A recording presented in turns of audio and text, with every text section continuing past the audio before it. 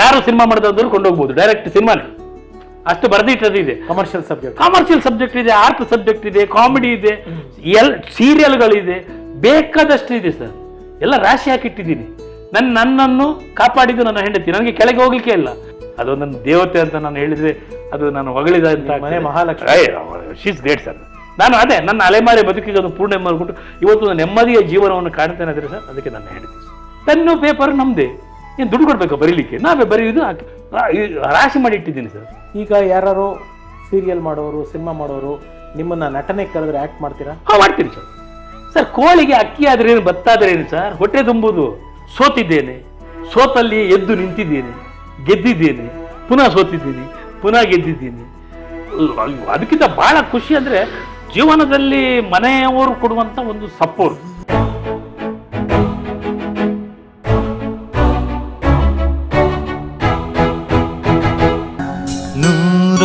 ನೂರೊಂದು ನೆನಪು. ಈಗ ನಮ್ಮ ಸುಧಾಕರ್ ಬನ್ನಂಜಿ ಅವರ ಏನೇನು ಕೆಲಸಗಳು ನಡೀತಿದೆ, ಹೇಗಿರುತ್ತೆ ಅವ್ರ ಡೈಲಿ ರೊಟೀನ್ ಹೇಗಿರುತ್ತೆ ಸರ್? ಈಗ ನಾನು ಒಂದು ಸಿನಿಮಾಕ್ಕೆ ಒಂದು ಶಿಫ್ಟ್ ಮಾಡ್ತಾ ಇದ್ದೇನೆ. ನಾನೆಂದರೆ ಇಷ್ಟ ತನಕ ಸರ್ ತುಂಬ ಜನ ಹೀರೋಗಳನ್ನು ನಾನು ಇಂಡಸ್ಟ್ರಿಗೆ ತಂದೆ. 2026ರಲ್ಲಿ ನನ್ನ ದೊಡ್ಡ ಮಗನನ್ನು ಹೀರೋ ಆಗಿ ಲಾಂಚ್ ಮಾಡಲಿಕ್ಕೆ ಒಂದು ಪ್ರಯತ್ನ ಪಡ್ತಾ ಇದ್ದೆ. ವಂಡರ್ಫುಲ್. ಕನ್ನಡನ ತುಳುನ? ಇಲ್ಲ, ಕನ್ನಡ ಸಿನಿಮಾದಲ್ಲಿ ಅವನನ್ನೊಂದು ಲಾಂಚ್ ಮಾಡಬೇಕು ಅಂತ ಒಂದು ಆಸೆ ಇದೆ. ಸ್ಕ್ರಿಪ್ಟ್ ಮಾಡ್ತಾ ಇದ್ದೀರಾ? ಸ್ಕ್ರಿಪ್ಟ್ ಈಗ ಮಾಡ್ತಾ ಇದ್ದೇನೆ. ಒಂದು ಅವನಿಗೆ ಸೂಟ್ ಆಗುವಂಥದ್ದು ಸ್ಕ್ರಿಪ್ಟ್. ಯಾವ ಜಾನರ್ ಸ್ಕ್ರಿಪ್ಟ್ ಸರ್? ಯಾವ್ದು ಸರ್? ಯಾವ ಜಾನರ್ ಕತೆ? ಯಾವ ಸರ್ ಕತೆ ಒಂದು ಲವ್ ಇದೆ, ಪ್ರೀತಿ, ಎಲ್ಲ ಅಂದ್ರೆ ಮಿಶ್ರಣ. ಆರ್ಟ್ ಫಿಲ್ಮ್ ಅಂತೂ ಅಲ್ಲ, ಪಕ್ಕ ಕಮರ್ಷಿಯಲ್ ಪಿಕ್ಚರ್. ಯಾಕಂದ್ರೆ ಆರ್ಟ್ ಫಿಲ್ಮ್ ಮಾಡಿ, ಯಾಕಂದ್ರೆ ಈಗಿನ ಜನರೇಷನ್ಗೆ ನಾವು ಆರ್ಟ್ ಫಿಲ್ಮ್ ಮಾಡಿದ ತಕ್ಷಣ ಅವ್ರು ಅಲ್ಲೇ ಇರ್ತಾರೆ. ಅವನಿಗೆ ಒಂದು ಹೇಳಿದ್ದೇನೆ, ನಾನು ಜಾಬಲ್ಲಿದ್ದಾನೆ, ಒಳ್ಳೆ ಸಂಬಳ ಇದೆ, ರಜಾ ಕೊಡ್ತಾರೆ ಅಂತ ಹೇಳಿದ್ದಾರೆ, ನಿನ್ನ ರಜೆಯಲ್ಲಿ ಶೂಟಿಂಗ್ ಮಾಡು, ಗೆದ್ರೆ ಇಂಡಸ್ಟ್ರಿಯಲ್ಲಿ ಇರ್ತೀಯ, ಇಲ್ಲದಿದ್ರೆ ಜಾಬಿಗೆ ಹೋಗು. First class. ಅಪ್ಪನಾಗಿ ನಂದೊಂದು ಕರ್ತವ್ಯ ನಿನಗೆ. ಆಮೇಲೆ ನೀವು ಒಂದು ನೆಕ್ಸ್ಟ್ ಇವನದು LLB ಆಗ್ತದೆ ಚಿಕ್ಕವನದು, ಅವನಿಗೊಂದು ಸಿನಿಮಾ ಮಾಡುದು ಸರ್. ಗೆದ್ರೆ ಅವನು ಇರ್ತಾನೆ, ಇಲ್ಲದಿದ್ರೆ ಕೋರ್ಟಿಗೆ ಕಪ್ಪು ಕೋಟ್ ಹಾಕೊಂಡು ಬಾದ ಮಾಡು ಅಷ್ಟೇ. ಸೂಪರ್. ಇವಾಗ ಹೇಗಿದೆ ದಿನಚರಿ, ಹೇಗಿರುತ್ತೆ ನಿಮ್ದು? ಸರ್, ನಾನು ಬೆಳಿಗ್ಗೆ 5 ಗಂಟೆಗೆ ಎದ್ದೇಳ್ತೇನೆ ಸರ್ ಡೈಲಿ. ಅದು ರೆಟ್ಯೂನ್, ಅದು ಸಿನಿಮಾದ ಒಂದು ಅಭ್ಯಾಸ ಅಲ್ವ ಸರ್. 5 ಗಂಟೆಗೆ ಎದ್ದು 7 ಗಂಟೆಯಲ್ಲಿ ಸ್ಪಾಟಲ್ಲಿ ಇರೋದು ಬಿಡ್ಲಿಕ್ಕೆ ಆಗುದಿಲ್ಲ. ಆಮೇಲೆ ನನಗೆ ಸೀರಿಯಲ್ಗಳೆಲ್ಲ ಮಾಡುವಾಗ ಸರ್, ನಾನು ಕಂಜೂಸ್ ಕಮ್ಮಂಗರೆ ಅಂತ ಅಲ್ಲಿ ಕಸ್ತೂರಿಗೊಂದು ಸೀರಿಯಲ್ ಮಾಡಿದೆ ಸರ್. 1 ವರ್ಷ ಮಾಡಿದೆ ಸರ್. ವಿಜಯ್ ಕುಮಾರ್ ಅಂತ ಹೇಳೋರು ಅವರು ನನಗೆ ಅವಕಾಶ ಕೊಟ್ಟರು. ಆಮೇಲೆ ಮೇಡಮ್ ಅವರು ನನಗೆ ಬಹಳ ಸಾಥ್ ಕೊಟ್ಟರು. ಕುಮಾರಸ್ವಾಮಿ, ಶೀಸ್ ಗ್ರೇಟ್, ಒಂದು ಒಳ್ಳೆ ಲೇಡಿ, ತುಂಬ ಇಷ್ಟಪಟ್ಟು, ನಾವೆಲ್ಲ ತುಂಬ ಇಷ್ಟಪಟ್ಟು ಮಾಡಿದೆವು ಸರ್. ನಾನು ಅದೊಂದು ದಿನಚರಿ ಮಜಾ ಅಂದರೆ 5 ಗಂಟೆಗೆ ಎದ್ದು ಹೇಳೋದು, 6:30 ಗಂಟೆಗೆ ಕಾರ್ ಬರ್ತದೆ, 7:30 ಗಂಟೆಗೆ ನಾನು ಸ್ಪಾಟಲ್ಲಿ ರಾಜರಾಜೇಶ್ವರ ನಗರದಲ್ಲಿ ಮೇಕಪ್ ಎಲ್ಲ ಇವರನ್ನು ರೆಡಿ ಮಾಡಿಸಿ 8 ಗಂಟೆಗೆ ಫಸ್ಟ್ ಶಾಟು, 9 ಗಂಟೆಗೆ ಟಿಫಿನು, ಮಧ್ಯಾಹ್ನ ಊಟ, ಸಾಯಂಕಾಲ 8 ಗಂಟೆಗೆ ಪ್ಯಾಕಪ್ಪು, ಮನೆಗೆ ಬರೋದು 9 ಆಗ್ತದೆ, 10 ಗಂಟೆ ಆಗ್ತದೆ ಟ್ರಾಫಿಕ್. ಆಮೇಲೆ ಬಂದು ಬರೀಲಿಕ್ಕೆ ಸ್ಟಾರ್ಟ್ ಮಾಡೋದು, 12 ಗಂಟೆ ತನಕ ನಾಳೆದು ಎಪಿಸೋಡ್ ಬರೆಯುವುದು, ಪುನಃ ಆಸ್ ಇಟ್ ಇಸ್ 5 ಗಂಟೆ ಹೋಗುದು. ನನ್ನ ಹೆಂಡತಿ ಪರಿಚಯ ಇಲ್ಲ, ನನಗೆ ಮಕ್ಕಳ ಪರಿಚಯ ಇಲ್ಲ, ಯಾರ ಮುಖನೂ ನೋಡಿಲ್ಲ. ನಾನು ನನ್ನಷ್ಟಕ್ಕೆ 1 ವರ್ಷ ಇದ್ದೆ. ಆಮೇಲೆ ಮನೇಲೆಲ್ಲ ಬೈದರು, ಇಷ್ಟು ಯಾಕೆ ದುಡಿಬೇಕು, ಕಷ್ಟ ಯಾಕೆ ಅಂತ. ಇವ್ರದ್ದೆಲ್ಲ ಕಂಪ್ಲೇಂಟ್ ನನ್ನ ತಂಗಿ ಹತ್ರ ಎಲ್ಲ. ಅವರೆಲ್ಲ ಹೇಳೋದು, ಯಾಕೆ ನಿನಗೆ ಅಷ್ಟು ಅಲ್ಲ, ನಾನು ಮಾಡಬೇಕಾದ್ರು 1 ವರ್ಷ ಮತ್ತೆ ಮಾಡಿದೆ. ಮತ್ತು 1 ವರ್ಷ ಆದಮೇಲೆ ಮೇಡಮ್ಗೆ ಹೇಳಿದೆ, ಮೇಡಮ್ ಅದರದ್ದು ಭಾಗ 2 ಮಾಡುವ ಅಂತ ಹೇಳಿದ್ರು. ಮತ್ತು ನಾನು ಬೇಡ ಮೇಡಮ್ ಅಂತ ಹೇಳಿದೆ. ಯಾಕಂದರೆ ಟೈಮ್ ಸಿಗಲ್ಲ, ರೆಸ್ಟ್ ಸಿಗಲ್ಲ ಸರ್. ಯಾಕಂದರೆ ವಯಸ್ಸು ಆಗ್ತಾ ಬರುವಾಗ ಮನಸ್ಸು ಕೇಳ್ತದೆ, ದೇಹ ಕೇಳಲ್ಲ ಸರ್. ದೇಹ ಕೇಳಲ್ಲ ಯಾವಾಗಲೂ ಕೂಡ. ನಾವು ಅದನ್ನು ವಾಸ್ತವವನ್ನು ಒಪ್ಕೊಳ್ಬೇಕಾಗ್ತದೆ. ಅದರಲ್ಲಿ ಮಾತ್ರ ನನಗೆ ಸರ್ ಅತ್ಯುತ್ತಮವಾದಂಥ ಪೇಮೆಂಟನ್ನು ಕೊಟ್ಟಿದ್ದಾರೆ. ಅನಿತಾ ಕುಮಾರಸ್ವಾಮಿ ಅವರು ಎಲ್ಲಿದ್ದರೂ ಚೆನ್ನಾಗಿರ್ಬೇಕು ಸರ್. ಮೇಡಮ್ ನನ್ನನ್ನು ಕಾಪಾಡಿದ್ದಾರೆ ಸರ್. ವಂಡರ್ಫುಲ್. ಈಗ 5 ಗಂಟೆಗೆ ಎದ್ದು ಹೇಳ್ತೀರಾ? ಎದ್ಬಿಟ್ಟು 5 ಗಂಟೆಗೆ ಎದ್ದು ಸರ್, ನಾನು ಅಷ್ಟೊತ್ತಿಗೆ ಮತ್ತೆ ಬರವಣಿಗೆ ಸ್ಟಾರ್ಟ್ ಮಾಡಿ 6-6:30 ಗಂಟೆಗೆ ನಾನು ಮೇಲಿಂದ ಕೆಳಗಡೆ ಬಂದುಬಿಡ್ತೀನಿ. ನಮ್ಮದೊಂದು ಆಫೀಸ್ ಸೆಟಪ್. ಹೌದು, ಇಲ್ಲಿ ಬಂದು ಕೂತ್ಕೊಂಡು ನಾನು ಬರೀಲಿಕ್ಕೆ ಶುರು ಮಾಡಿದ್ದೆ. ನನ್ನ ಹತ್ರ ಒಂದು 30-40 ಸ್ಕ್ರಿಪ್ಟ್ ಇದೆ ಸರ್.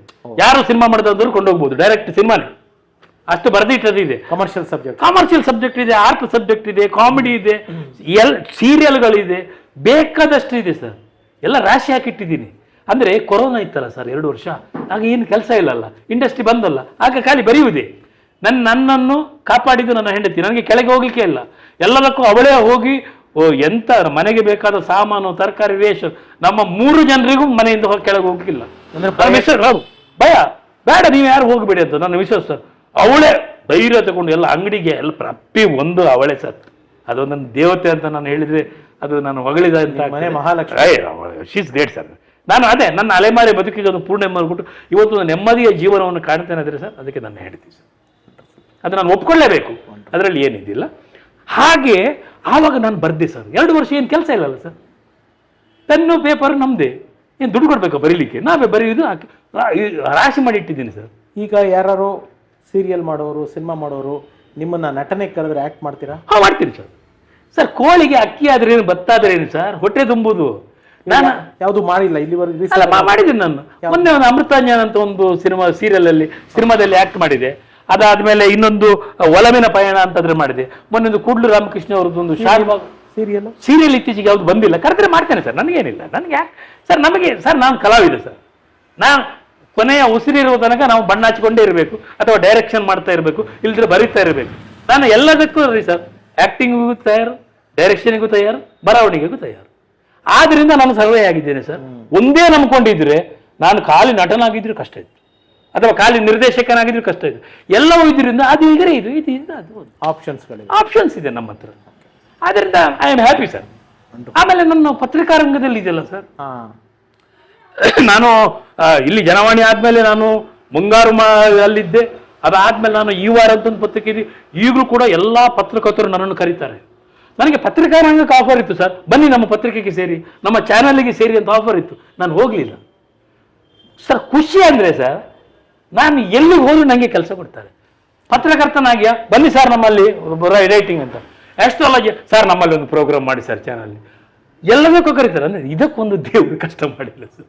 ಬೈಸಸಿವ ನಾವು ಈ ಪ್ರೋಗ್ರಾಮ್ನೆಲ್ಲ ಮಾತಾಡಿರೋದು ನೋಡಿ, ಯಾರಾದರೂ ಈ ಅವರ ಅನಿವಾರ್ಯತೆ, ಕಷ್ಟ, ಕಾರ್ಪಣ್ಯ ಇದರಿಂದ ನಿಮ್ಮನ್ನ ಈ ಅಸ್ಟ್ರಾಲಜಿ ವಿಚಾರವಾಗಿ ಸಂಪರ್ಕ ಮಾಡ್ಬೇಕಂದ್ರೆ ಮಾಡಬಹುದಾ ಸರ್? ಮಾಡ್ಬೋದು, ಏನು ತೊಂದರೆ ಇಲ್ಲ.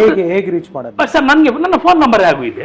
ಆ ಫೋನ್ ನಂಬರ್ಗೆ ಫೋನ್ ಮಾಡಿದ್ರೆ ಆಯ್ತು. ಮತ್ತೆ ಕೆಲವು ಸಲ ಏನಂದ್ರೆ ನಾನು ಇರುವಾಗ ಅವರ ಫೋನ್ ತೆಗೆಯುವುದಿಲ್ಲ, ಆದ್ರೆ ನಾನು ಕೊನೆಗೆ ನಾನು ಅವರ ಫೋನ್ ತೆಗಿತೇನೆ. ನನಗೆ ಮೆಸೇಜ್ ಹಾಕಿದ್ರೆ ಸಾಕು. ನಿಮ್ಮ ನಂಬರ್ನ ಡಿಸ್ಕ್ರಿಪ್ಷನ್ ಅಲ್ಲಿ ಹಾಕ್ಬೋದು, ಏನು ತೊಂದರೆ ಇಲ್ಲ. ನನಗೆ ಮೆಸೇಜ್ ಹಾಕಿದ್ರೆ ಸಾಕು. ಯಾಕಂದ್ರೆ ಕೆಲವು ಸಲ ಫೋನ್ ಎತ್ತಲಿಕ್ಕೆ ಆಗೋದಿಲ್ಲ, ನಾನು ಯಾವುದೋ ಒಂದು ಕೆಲಸದಲ್ಲಿ ಇರ್ತೀನಿ. ಆಗ ಫೋನ್ ಎತ್ತಿದ್ರು ನನಗೆ ಮೆಸೇಜ್ ಹಾಕಿದ್ರೆ ನಾನು ಮತ್ತೆ ಅವ್ರಿಗೆ ಮಾಡ್ತೇನೆ. ಅಂದ್ರೆ ಅವತ್ತೇ ಆಗಲಿ ಅಂದ್ರೆ ಮರುದಿನ ಅಂತೂ ಖಂಡಿತ ಮಾಡೇ ಮಾಡ್ತೇನೆ.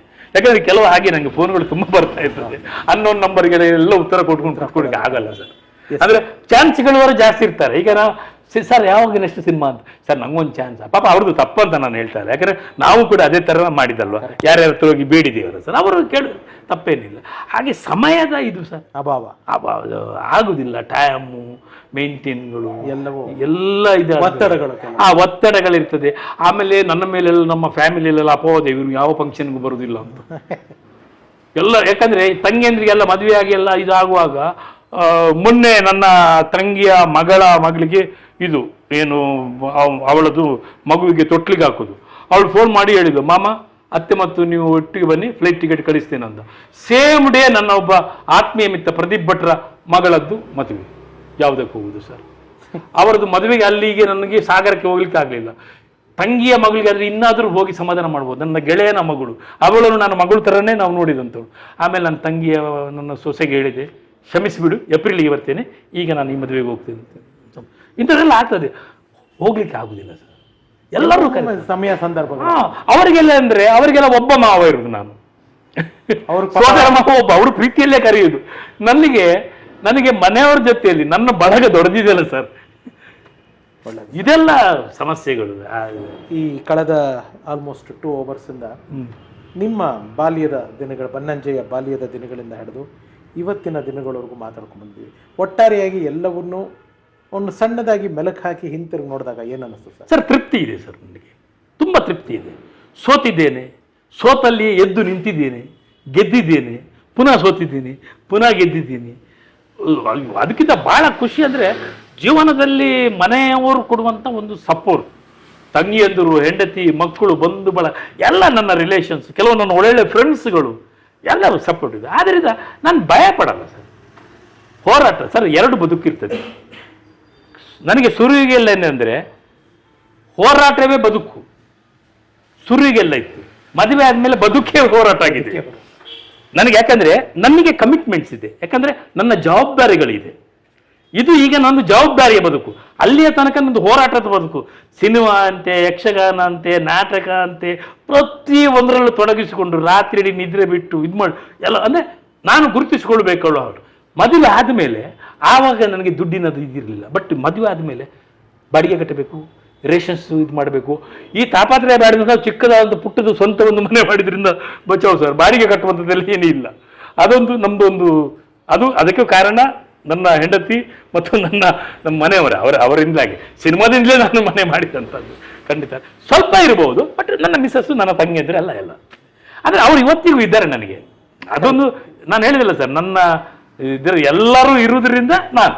ಸಾಕಷ್ಟು ಜನ ನಿಮ್ಮನ್ನು ಸಿನಿಮಾ ನೋಡಿರೋರು, ರಂಗಭೂಮಿ ನೋಡಿರೋರು, ಯಕ್ಷಗಾನದಲ್ಲಿ ನೋಡಿರೋರು, ಬನ್ನಂಜೆ ಅವರ ಇಷ್ಟಪಟ್ಟಿರೋ ನಿಮ್ಮ ಆ ಪ್ರೀತಿಯ ಜನಗಳಿಗೆ ಏನು ಹೇಳ್ತೀರಾ?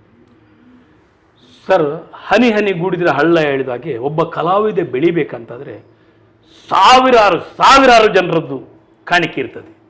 ನಾನೀಗ ಬಸ್ಸಲ್ಲಿ ಪ್ರಯಾಣ ಮಾಡುವಾಗ ನನ್ನ ಹತ್ತಿರದ ಸೀಟ್ನವನು ಮಾತ್ರ ನನಗೆ ಮಾತುಕತೆ ನಡೀತದೆ, ಒಂದು 4 ಜನರದ್ದು. ಆಮೇಲೆ ಅವರವರ ಸೀಟಲ್ಲಿ ಅವರು ಹಿಡಿತಾರೆ. ಹಾಗೆ ಬದುಕಿನ ಪ್ರಯಾಣದಲ್ಲಿ ಸಾವಿರಾರು ಜನರು ನನಗೆ ಪರಿಚಯ ಆಗಿದ್ದಾರೆ, ಸಾವಿರಾರು ಜನರು ನನಗೆ ಹೆಲ್ಪ್ ಮಾಡಿದ್ದಾರೆ. ಎಲ್ಲರನ್ನೂ ನನಗೆ ಅಪ್ರೋಚ್ ಮಾಡಲಿಕ್ಕೆ ಆಗದೇ ಇರಬಹುದು. ಅವರು ನನಗೆ ಪ್ರೀತಿ ತೋರಿಸ್ತಾರೆ.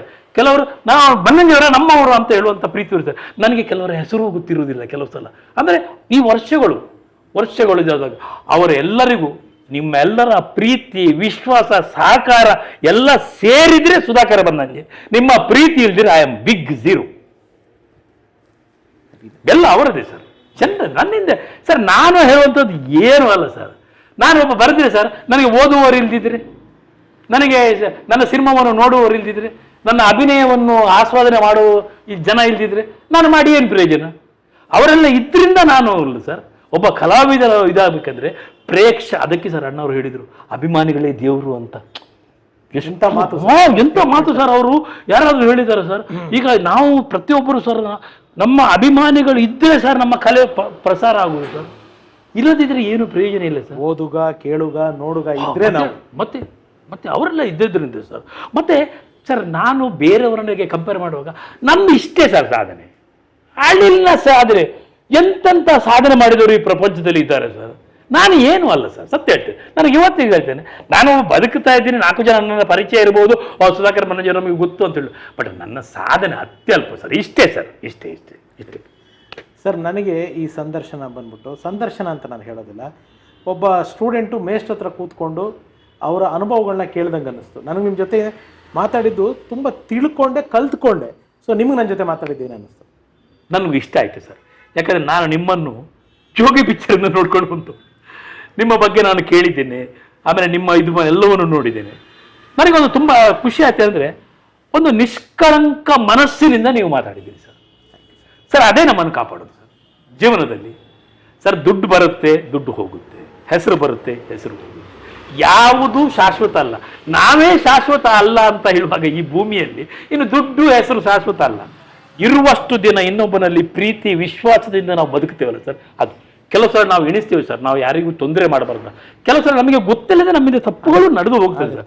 ಅದು ಅಂದರೆ ಉದ್ದೇಶಪೂರ್ವಕ ಅಲ್ಲ, ಪರಿಸ್ಥಿತಿಗೆ ಅನುಗುಣವಾಗಿ ಕೆಲವರದ್ದು ತಪ್ಪಾಗಿ. ನಮ್ಮ ತಾಯಿ ಯಾವಾಗಲೂ ಅದೊಂದು ಮಾತು ಹೇಳೋರು ಸರ್, ನೋಡಪ್ಪ, ನಿನ್ನ ಕೈನ ಒಳ್ಳೇದಾಗಿಲ್ಲ ಅಂದ್ರೂ ಪರವಾಗಿಲ್ಲ, ಗೊತ್ತಿದ್ದು ಯಾರಿಗೂ ಕೆಟ್ಟದ್ದು ಮಾಡಬೇಡ. ಕೆಲವು ಸಲ ಗೊತ್ತಿಲ್ಲದೆ ಆಗ್ಬಿಡುತ್ತೆ, ಅದಕ್ಕೆ ಏನು ಮಾಡ್ಲಿಕ್ಕೆ ಆಗಲ್ಲ. ಬಟ್ ಗೊತ್ತಿದ್ದು ತಪ್ಪು ಮಾಡಬೇಡ ಅಂತ ಹೇಳೋರು. ಹೌದು, ಏನು ಮಾಡ್ಲಿಕ್ಕೆ ಆಗುದಿಲ್ಲ ಸರ್. ಏನು ಸರ್, ಒಂದು ಋಷಿ ಒಂದು ಯಾರಿಗೂ ಇದು ಮಾಡಬಾರ್ದು ಅಂತ ಹೇಳಿ ಕುತ್ಕೊಂಡಿದ್ದ. ಪುರಾಣದಲ್ಲಿ ಕಥೆ ಇದೆ. ಅವನು ಋಷಿ ಹೆಸರು ನನಗೆ ಮರ್ತೋಯ್ತು. ಅವನು ಸೀದಾ ಅವನನ್ನು ನರಕಕ್ಕೆ ದರ್ಶನ ಮಾಡಿದ್ರಂತೆ. ಆಮೇಲೆ ಸ್ವರ್ಗಕ್ಕೆ ಹೋಗುವಂತಾಗ ಯಮ ಹತ್ರ ಕೇಳ್ತಾರಂತೆ, ಯಾಕೆ ಸ್ವಾಮಿ, ನಾನು ಏನು ತಪ್ಪೇ ಮಾಡಿಲ್ಲ. ಇಲ್ಲ, ನೀನು ಚಿಕ್ಕದಿರುವಾಗ, ಬಾಲ್ಯದಲ್ಲಿರುವಾಗ ನೀನು ಒಂದು ಇರುವೆಗೆ ಸೂಜಿಯಲ್ಲಿ ಚುಚ್ಚಿದ್ದಿ ಮುಳ್ಳಿನಲ್ಲಿ, ಅದಕ್ಕೆ ನಿನಗೊಂದ್ಸಲ ನರಕದ ದರ್ಶನ ಅಂತ. ಅಂದರೆ ಗೊತ್ತಿಲ್ಲದು ತಪ್ಪುಗಳು ಘಟಿಸ್ತದೆ. ಒಂದು ವೇಳೆ ನಾವು ಕೇಳ್ಬೋದು, ನಮಗೆ ಗೊತ್ತಿಲ್ಲದೆ ನಮ್ಮಿಂದ ಏನಾದ್ರು ತಪ್ಪಾಗಿದ್ರೆ, ಅಂತ ಮಹಾನ್ ಭಾವರಿದ್ರೆ ನಾನು ಈ ದಯವಿಟ್ಟು ಕ್ಷಮಿಸಿ ಅಂತ ಕೇಳೋದಕ್ಕೆ ಏನು ಹಿಂಜರಿಕೆ ಇಲ್ಲ ಸರ್ ನಮಗೆ ಜೀವನದಲ್ಲಿ. Sir, we are not permanent here. ಇದು ನಮ್ಮನೆಲ್ಲ, ಇದು ಬಂದು ಸುಮ್ಮನೆ ಅಲ್ಲಿದೆ. ಹಾಗೆ ಇರುವಾಗ ಎಲ್ಲರಲ್ಲಿಯೂ ಪ್ರೀತಿ, ವಿಶ್ವಾಸ ನನ್ನ ಪಾಲಿಸಿ ಅಷ್ಟೇ ಸರ್. ನನ್ನ ಧರ್ಮ ಅಂತ ಕೇಳ್ತಾರೆ ಸರ್. ಹಸಿವಾದನಿಗೆ ಅನ್ನ ನೀಡುವುದು ಧರ್ಮ, ಬಾಯಾರಿದವನಿಗೆ ನೀರು ನೀಡುವುದು ಧರ್ಮ, ಅಬಲೆಯರ ಮಾನ ರಕ್ಷಣೆ ಮಾಡುವುದು ಧರ್ಮ. ಇದಕ್ಕಿಂತ ಮತ್ತು ಮನುಷ್ಯತ್ವದಲ್ಲಿ ಬದುಕುವುದು ಧರ್ಮ. ಇದಕ್ಕಿಂತ ಮಿಗಿಲಾದ ಧರ್ಮ ಪ್ರಪಂಚದಲ್ಲಿ ಇಲ್ಲ ಸರ್. ಇದು ನಂದು ಕೊನೆಯ ಉಸಿರಿರೋ ತನಕ ನಂದಿದೆ. ನಮ್ಮ ಮನೆಯಲ್ಲಿ ತುಂಬ ಜನ ಬಂದಿದ್ದಾರೆ. ಸಿನಿಮಾ ಇಂಡಸ್ಟ್ರಿ ಎಷ್ಟೋ ಜನ ಬಂದು ಇಲ್ಲಿ ಊಟ ಮಾಡಿ ಹೋಗಿದ್ದಾರೆ. ಎಷ್ಟೋ ಜನ ಹೇಳಿದ್ರು, ಸರ್, ನಿಮ್ಮ ಮನೆಯಲ್ಲಿ ಊಟ ಮಾಡಿ ಹೋದ ಮೇಲೆ ಸರ್ ನಾವು ಹೀರೋ ಆಗಿದ್ದೀವಿ, ನಾವು ಡೈರೆಕ್ಟರ್ ಆಗಿದ್ದೇವೆ, ಪ್ರೊಡ್ಯೂಸರ್ ಆಗಿದ್ದೀವಿ ಅಂತ. ಹಾಗೆ ಐ ಆಮ್ ವೆರಿ ಹ್ಯಾಪಿ. ಖುಷಿ ನನಗೆ ಕೆಲವು ಸಲ ಮರೆತು ಹೋಗಿರ್ತದೆ. ನಮ್ಮ ಮೇಡಮ್, ನಿಮ್ಮ ಕೈ ತುತ್ತು ತಿಂದಿದ್ದೀವಿ ಮೇಡಮ್, ನಾನಿವತ್ತು ಹೀರೋ ಆಗಿದ್ದೇನೆ. ನನ್ನ ಮಿಸ್ಸಸ್ಸಿಗೂ ಖುಷಿ. ಬಂದು ಹೋಗಿ ಸರ್, ನಿಮ್ಮ ಸಮಯಕ್ಕೆ ನೀವು ನಮಗೆ ಇಷ್ಟು ಮನಸ್ಪಿಚ್ ಮಾತಾಡೋದಕ್ಕೆ ನಮ್ಮ ಕಡೆಯಿಂದ, ನಮ್ಮ ಚಾನಲ್ ಕಡೆಯಿಂದ ಒಂದು ಪುಟ್ಟ ಕಾಣಿಕೆ. ಸೊ ಇದು ಒಂದು ಒಂದು ನಮ್ಮ ಪ್ರೀತಿಯ ನೆನಪಾಗಿ ನಿಮ್ಮ ಮನೆಯಲ್ಲಿ ಯಾವಾಗಲೂ ಇರಲಿ ಅನ್ನೋದೊಂದು ನಮ್ಮ ಹಾರೈಕೆ. ಇದನ್ನು ತೆಗೆದುಕೊಡ್ತೀನಿ. ಮತ್ತೆ ನೋಡಿ ಸರ್ ಏನು ಅನ್ನಿಸ್ತು? ಅದ್ಭುತವಾಗಿದೆ ಸರ್, ತುಂಬಾ ಖುಷಿ ಆಯ್ತು. ನಾನು, ನನ್ನ ಧರ್ಮಪತ್ನಿ, ನನ್ನ 2 ಮಕ್ಕಳು. ಅದ್ಭುತವಾಗಿದೆ. ಟೋಲ್ ಮೇಲೆ ಕ್ಲಿಕ್ ಮಾಡೋದು, ಅವರೇ ಅದನ್ನು ಮಾಡೋದು, ಬಹಳ ಚೆನ್ನಾಗಿದೆ. ತುಂಬಾ ಥ್ಯಾಂಕ್ಸ್ ಸರ್. ಅಯ್ಯೋ, ನಿಮ್ಮ ಇಂಥ ಒಂದು ಕಾಣಿಕೆ ಇದು ನನಗೆ ದೊಡ್ಡ ಕಾಣಿಕೆ. Really I am very happy sir. Thank you sir, thank you sir. ನಿಮ್ಮ ಸಮಯಕ್ಕೆ, ನಿಮ್ಮ ಪ್ರೀತಿಗೆ, ನಿಮ್ಮ ನಿಷ್ಕಲ್ಮಶವಾದ ಮಾತುಗಳಿಗೆ ನಾನು ಆಭಾರಿಯಾಗಿದೆ. ಆಮೇಲೆ ನನಗೆ ಬಹುಶಃ ಈ ಡಿಜಿಟಲ್ ಪ್ಲಾಟ್ಫಾರ್ಮ್ನಲ್ಲಿ ನಿಮ್ಮ ಮೊಟ್ಟ ಮೊದಲ ಸಂದರ್ಶನ ಅನ್ಕೋತೀನಿ. ಸೊ ಈ ಅವಕಾಶ ನನಗೆ ಕೊಟ್ಟಿದ್ದಕ್ಕೆ ತುಂಬ thanks Sudhakar. Thank you sir. Thank you. So ಸ್ನೇಹಿತರೆ, ಇದಾಗಿತ್ತು ನಮ್ಮ ಸುಧಾಕರ್ ಬನ್ನಂಜೆ ಅವರ 101 ನೆನಪು, ಸವಿ ನೆನಪು. ತುಂಬ ಒಂದು ಏನು ಹೇಳ್ತಾರೆ, ಯಾವುದೇ ಚಾಲೆಂಜ್ ಬರಲಿ, ನೋಡಿ ಸ್ವಾಮಿ ನಾವು ಇರೋದೇ ಹೀಗೆ ಅಂತ ಖುಷಿಯಾಗಿ ಲೈಫ್ನ ಅಕ್ಸೆಪ್ಟ್ ಮಾಡಿಕೊಂಡು ಯಾರಿಂದನೂ ಏನು ಎಕ್ಸ್ಪೆಕ್ಟ್ ಮಾಡದೆ ನಗ್ನಗ್ತಾ ಬದುಕ್ತಾ ಇರೋ ಈ ಕುಟುಂಬಕ್ಕೆ, ಸುಧಾಕರ್ ಬನ್ನಂಜೆ ಅವರಿಗೆ ಎಲ್ರಿಗೂ ಒಳ್ಳೆಯದಾಗಲಿ ಅಂತ ಹೇಳ್ತಾ, ಈ ಸರಣಿ ನಿಮ್ಗೆ ಖುಷಿಯಾಗಿದ್ದರೆ ನಮ್ಮ ಶ್ರಮ ಸಾಧಕ ಅಂತ ತಿಳಿಸ್ತೀನಿ. ಮತ್ತೆ ಮುಂದಿನ ಸಂಚಿಕೆಯಲ್ಲಿ ಇನ್ನೊಬ್ಬ ಹೊಸ ಅತಿಥಿಯೊಂದಿಗೆ ಭೇಟಿ ಆಗ್ತೀನಿ. ನಿಮಗೆಲ್ಲ ಗೊತ್ತು, ನಿಮ್ಮ ಗುರಾಮಿ ಕಾರ್ಯಕ್ರಮ ಮಾಡಬೇಕಾದ್ರೆ ಮುಖಕ್ಕೆ ಬಣ್ಣ ಹಚ್ಚಲ್ಲ, ಬಣ್ಣದ ಮಾತಾಡಲ್ಲ, ಆದರೆ ಬಣ್ಣದ ಲೋಕದ ಅಪರೂಪದ ವ್ಯಕ್ತಿಗಳನ್ನ, ಸತ್ಯಗಳನ್ನ, ಸಾಧಕರನ್ನ ಎಲ್ಲೇ ಇರಲಿ ಹೋಗಿ ಹುಡುಕಿ ಹೆಕ್ಕಿ ಅವರ ಜೀವನದ ಕಥೆನ ನಿಮ್ಮ ಮುಂದೆ ದಾಖಲಿಸೋದು ಮರೆಯಲ್ಲ ಅಂತ ಹೇಳ್ತಾ ಹೊರಟು ಬರ್ತೀನಿ. ನಮಸ್ಕಾರ. Thank you. Love you all. ಸರ್ವೇ ಜನ ಸುಖಿನೋ ಭವಂತು. ನಾನು ನಿಮ್ಮ ರಘುರಾಮ್. Thank you. ನಮಸ್ಕಾರ. Thank you.